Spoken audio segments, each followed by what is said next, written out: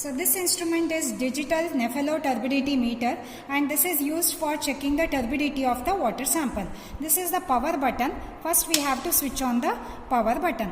So there are three important steps in this analysis. First one is calibration, second one is zeroing, and the third step is checking the turbidity of the water sample. Along with all this, one more knob is given here. So this knob is used for setting the range. So if the water sample is having a turbidity in the range of 1 to 50, we can set for the lower range. If it is highly turbid and if it is having a turbidity range of more than 100, we can set to 100 or in 1000 range.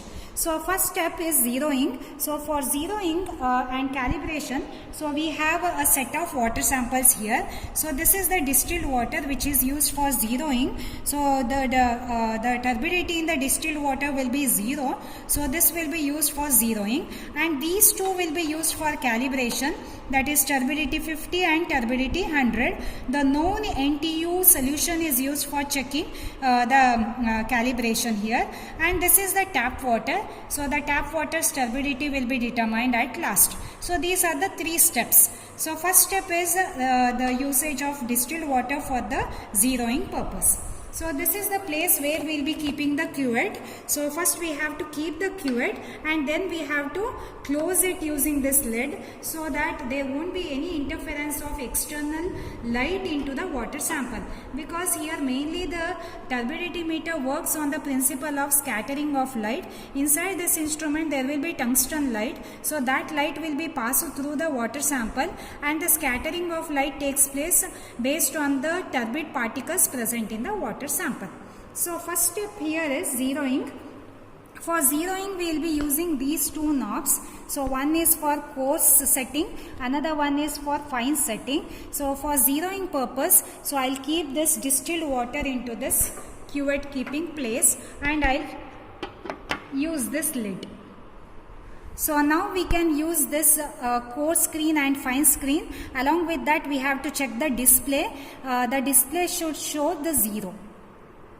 The display should show 0. So now it is showing 0. So once it shows 0, we are not supposed to check disturb this particular two knobs. So the zeroing is over now.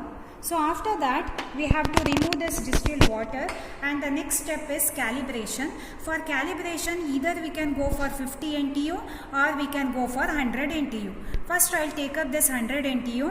So the solution should be mixed and then it should be kept inside, and we have to close the lid, and this calibration knob should be used, and you have to check the display. So the display, it is showing 100 point, it is in the range of 99 or 100. So we can keep in the same way.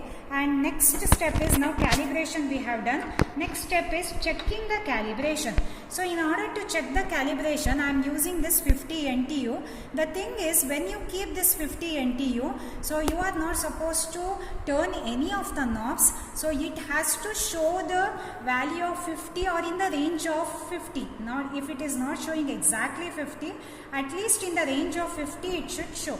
So I'll mix this, and I'll keep this, and I'll be closing this. So now you can see it is in the range of 50. So some variation will be there, 49 or 50 or 51 it will show. So now the calibration is over. So once the calibration is over, so we are not supposed to touch any of these knobs. So just we can take the water sample whose turbidity we have to determine. So this is the tap water of our lab. So I am keeping this tap water inside, and I am closing this. So now it is showing the value, turbidity value. So the turbidity of our tap water is 6.7.